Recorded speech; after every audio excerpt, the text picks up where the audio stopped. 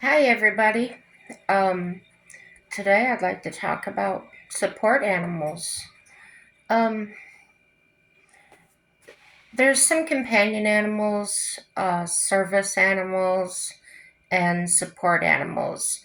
And the reason I'm talking about support animals today is because they seem really important to us that have emotional problems, mental health problems, anxiety, depression. Um, Now, they provide support to us uh, with mental health or psychiatric disabilities, and the purpose they serve to someone like me and you with some form of disability. My cat, for instance, is classified and acknowledged as my emotional support animal. My cat helps lessen my anxiety, makes me feel better when I'm suffering flashbacks of trauma. I need the extra support. With an animal, it's non conditional. They don't judge us. They don't say, oh, you're doing that again, or what's your problem, and things like that. And that can really mean a lot to us, especially when we don't have a lot of support from our families, friends, etc. And gosh, the feeling lonely when my husband goes to work. Oh my gosh, my emotional support animal, well, my cat, has helped me in so many ways. Um, One of the ways is giving me a sense of purpose. Um, when I'm seeing and attending to her needs, like I see her um, walk into her food, walk into her water, she'll come actually sit in front of me, and I know the look, I recognize it, and I can go do that. Um, am I trained? Maybe. um, I feel that I'm important to her, and a lot of people, I think, will get that. And emotionally, I'm rewarded. I feel satisfied that I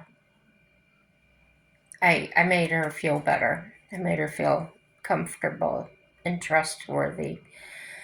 Emotional support animals are not the same as a service animal, and I know some people they get so emotionally attached that they may try to convince other people that they're actually a service animal and they're not.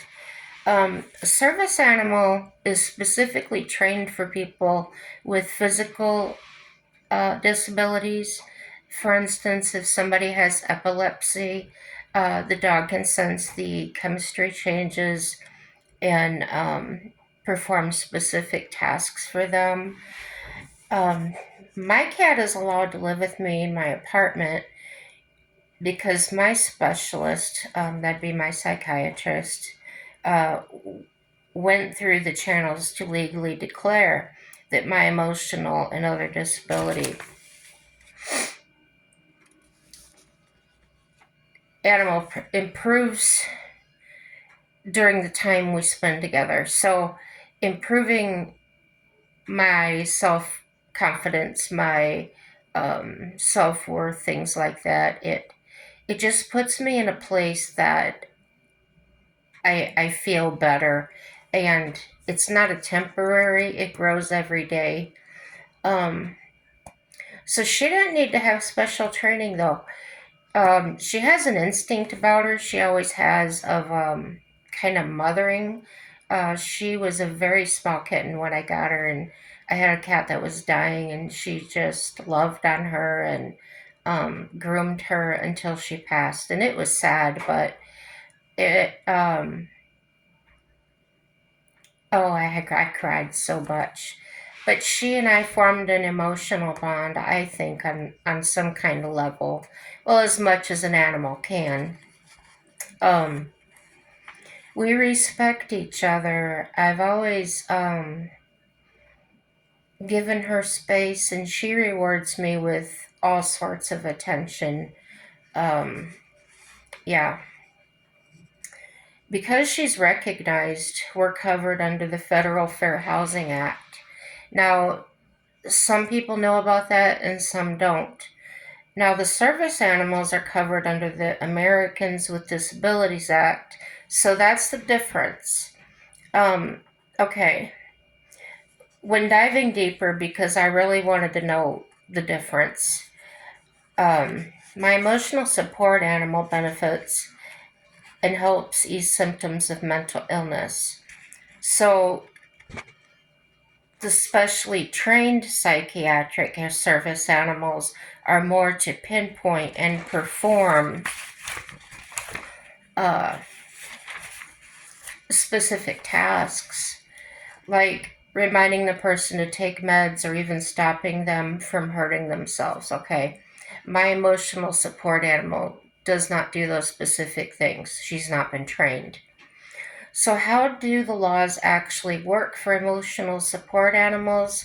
Under the Federal Fair Housing Act, housing providers are required to make reasonable accommodations to allow people with disabilities to keep their emotional support animal at home. HUD, the U.S. Department of Housing and Urban Development, requires requires the housing providers to make exceptions to no pets policies.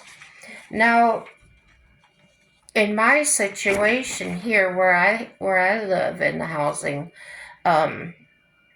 may not be exactly right for where you live, but I'm in county housing, let's say government.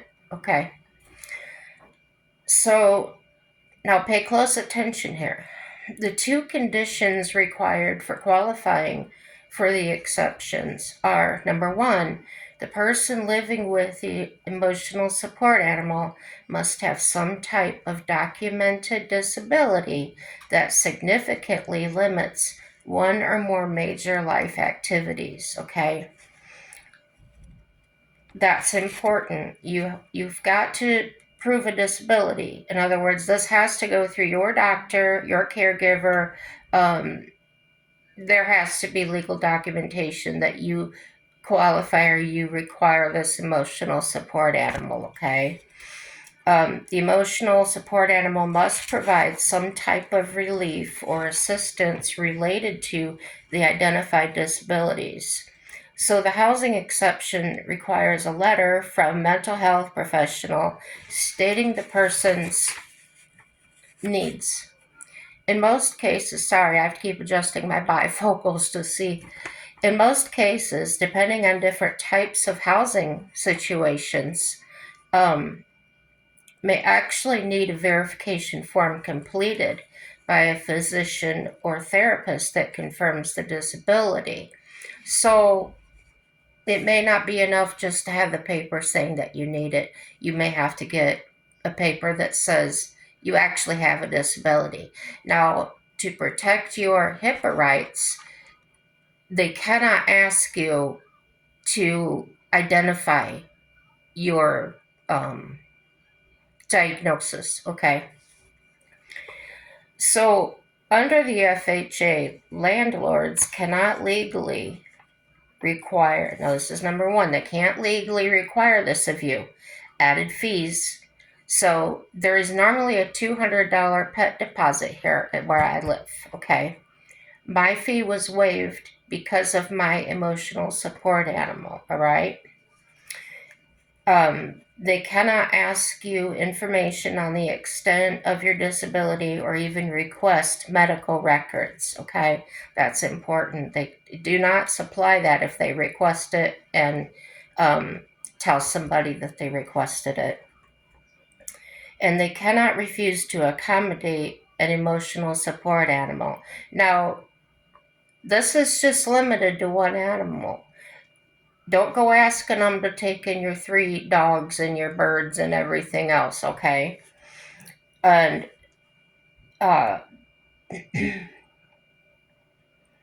And they can't require the emotional support animal to be specifically trained. Okay, that's the difference. Now, when you have a trained service dog, that's a whole different ballgame.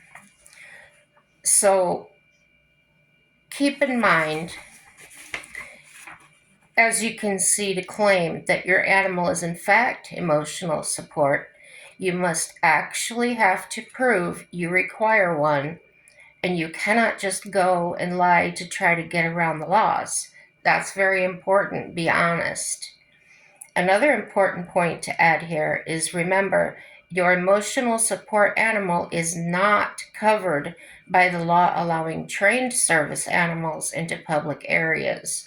So you can't just be carrying your emotional support animal and walk into a store or a restaurant and expect them to allow that as they would a regular service animal, okay? Your animal is not a service animal, it's emotional support. It's basically like a child carrying a teddy bear, okay? It's different, but it's still an emotional support, it's an attachment. So that's not an animal that's going to alert them. If your animal does that, you need to have it certified as a service animal, and that's a whole new situation. So the service animal is not covered by the law that allows trained service animals into public areas. It's not. Don't expect that. The law states that it requires service animals be specifically trained to perform tasks for the disabled person. So keep in mind, businesses and public spaces can deny you bringing your emotional support animal in or around these places. Doing so could have a negative impact or experience on your part. Have you ever had an experience relating to the emotional support animals? How about the service trained animals? I'd like to hear your stories. Let us know in the comments. Like, dislike, subscribe. Everything is positive. And have a happy day, everyone. Thanks for being here. Bye bye.